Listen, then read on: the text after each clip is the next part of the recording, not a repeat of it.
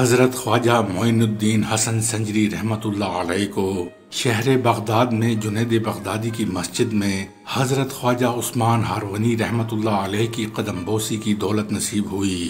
اس وقت معزز مشائخ بھی حاضر خدمت تھے۔ جو ہی میں نے سر زمین پر رکھا، آپ رحمت اللہ علیہ نے فرمایا کہ 2 گانا ادا کرو۔ میں نے ادا کیا، پھر فرمایا قبلے کی طرف منہ کر کے بیٹھ۔ میں بیٹھ گیا۔ فرمایا کہ سورہ بقرہ پڑھ۔ میں نے سورہ بقرہ کی تلاوت کی۔ پھر فرمایا 61 دفعہ کلمہ سبحان پڑھ۔ میں نے پڑھا۔ بعد میں وہ خود کھڑے ہو کر منہ آسمان کی طرف کیا اور میرا ہاتھ پکڑ کر فرمایا کہ میں نے تجھے خدا تک پہنچا دیا۔ جو ہی یہ فرمایا، قینچی اپنے دست مبارک میں لی اور میرے سر پر چلائی اور چارتر کی کلاه اس عقیدت مند کے سر پر رکھی اور خاص گدڑی عنایت فرمائی۔ پھر فرمایا بیٹھ جا۔ میں بیٹھ گیا۔ فرمایا کہ ہمارے خانوادے میں 8 پہر کا مجاہدہ ہوتا ہے۔ آج کی رات اور آج کا دن مجاہدے میں مشغول رہو۔ آپ کے ارشاد کے موافق میں نے ایک دن رات گزارے۔ جب دوسرے دن خواجہ صاحب کی خدمت میں حاضر ہوا تو آپ نے فرمایا بیٹھ اور 1000 مرتبہ سورہ اخلاص پڑھ۔ میں نے سورہ اخلاص پڑھی۔ فرمایا اوپر کی طرف دیکھ۔ جو ہی میں نے آسمان کی طرف نگاہ کی، آپ نے فرمایا تجھے کیا دکھائی دیتا ہے؟ میں نے عرض کیا کہ عرش عظیم تک سب کچھ دکھائی دیتا ہے۔ پھر فرمایا زمین کی طرف دیکھ۔ جب میں نے زمین کی طرف دیکھا تو فرمایا کہاں تک تجھے دکھائی دیتا ہے؟ میں نے عرض کیا کہ حجاب عظمت تک۔ فرمایا آنکھ بند کر۔ جب میں نے بند کی تو فرمایا کھول۔ میں نے آنکھیں کھولی۔ مجھے 2 انگلیاں دکھا کر فرمایا کہ تجھے کیا دکھائی دیتا ہے؟ میں نے عرض کیا کہ 18,000 قسم کی مخلوقات۔ جب میں نے عرض کیا تو آپ نے فرمایا جا تیرا کام سنور گیا۔ ایک اینٹ پاس پڑی تھی۔ آپ نے فرمایا کہ اس کو الٹ۔ جب میں نے الٹی تو اس کے نیچے ایک مٹھی سونے کے دینار تھے۔ آپ نے فرمایا اسے لے جا اور فقیروں کو صدقہ کر دے۔ جب میں نے صدقہ دے دیا تو فرمایا کہ چند روز تک ہماری خدمت میں رہو۔ میں نے عرض کیا بندہ فرما بردار ہے۔ پھر خواجہ عثمان ہارونی رحمت اللہ علیہ نے خانہ کعبہ کی طرف سفر اختیار کیا اور میرا پہلا سفر یہی تھا۔ الغرض ایک شہر میں پہنچ کر ہم نے مقربان خدا کی ایک جماعت دیکھی جن کو اپنے آپ کا ہوش نہ تھا۔ چند روز تک انہی کے پاس رہے جو اب تک ہوش میں نہ آئے تھے۔ پھر خانہ کعبہ کی زیارت کی۔ اس جگہ بھی خواجہ صاحب نے میرا ہاتھ پکڑ کر مجھے خدا کے سپرد کیا اور خانہ کعبہ کے میزاب رحمت یعنی پرنالے کے نیچے اس درویش کے بارے میں مناجات کی تو آواز آئی کہ ہم نے معین الدین کو قبول کیا۔ جب وہاں سے لوٹ کر ہم نبی اکرم صلی اللہ علیہ وآلہ وسلم کی زیارت کے لیے آئے تو فرمایا کہ سلام کر۔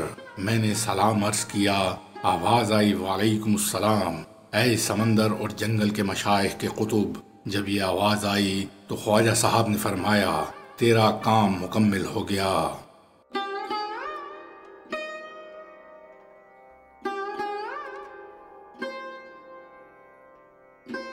اس کے بعد ہم بدخشاں آئے اور ایک بزرگ سے ملے جو کہ خواجہ جنید بغدادی کے پیشکاروں میں سے تھے اور جن کی عمر 100 سال تھی۔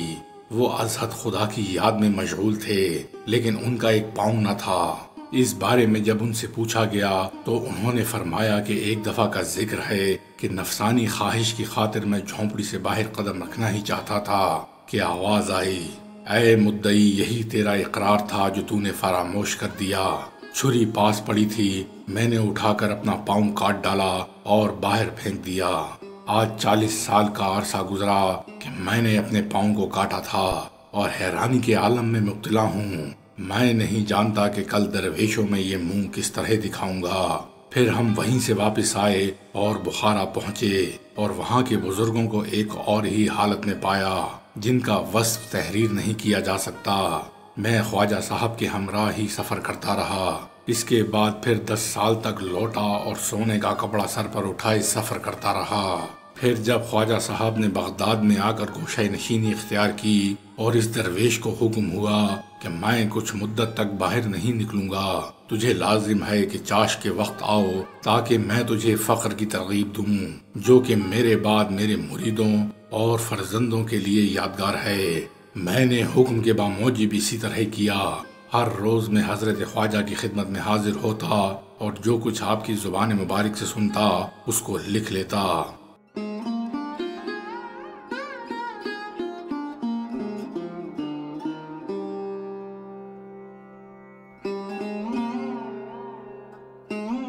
خواجہ معین الدین رحمت اللہ علیہ نے فرمایا کہ خواجہ جنید بغدادی کے عمدہ میں نے لکھا ہوا دیکھا ہے کہ خواجہ یوسف چشتی رحمت اللہ علیہ سے روایت ہے کہ جس وقت الست بربکم یعنی کیا میں تمہارا پروردگار نہیں ہوں کی آواز آئی تو اس وقت تمام مسلمانوں اور کافروں کی روحیں ایک جگہ تھیں۔ آواز کے آتے ہی ان کی 4 قسمیں ہو گئیں۔ پہلی قسم کی روحوں نے جب آواز سنی تو اسی وقت سجدے میں گر پڑی اور دل و زبان سے کہا قالوا بلا۔ دوسری قسم کی روحوں نے بھی سجدہ کیا اور زبان سے کہا قالوا بلا لیکن دل سے نہ کہا۔ تیسری قسم کی روحوں نے دل سے کہا اور چوتھی قسم کی روحوں نے نہ دل سے کہا اور نہ ہی زبان سے کہا۔ پھر خواجہ صاحب رحمت اللہ علیہ نے اس کی تفصیل یوں فرمائی کہ جنہوں نے سجدہ کیا اور دل و زبان سے اقرار کیا وہ اولیاء نبی اور مومن تھے، اور جنہوں نے زبان سے کہا اور دل سے نہ کہا وہ ان مسلمانوں کا گروہ تھا جو پہلے مسلمان ہوتے ہیں اور مرتے وقت بے ایمان ہو کر دنیا سے جاتے ہیں۔ اور تیسری قسم جنہوں نے زبان سے کہا لیکن دل سے نہ کہا وہ ایسے کافر تھے جو پہلے کافر ہوتے ہیں اور بعد میں مسلمان ہو جاتے ہیں۔ لیکن چوتھی قسم جنہوں نے نہ دل سے کہا اور نہ زبان سے وہ کافر تھے جو پہلے ہی کافر ہوتے ہیں اور بعد میں بھی کافر ہو کر دنیا سے رخصت ہو جاتے ہیں۔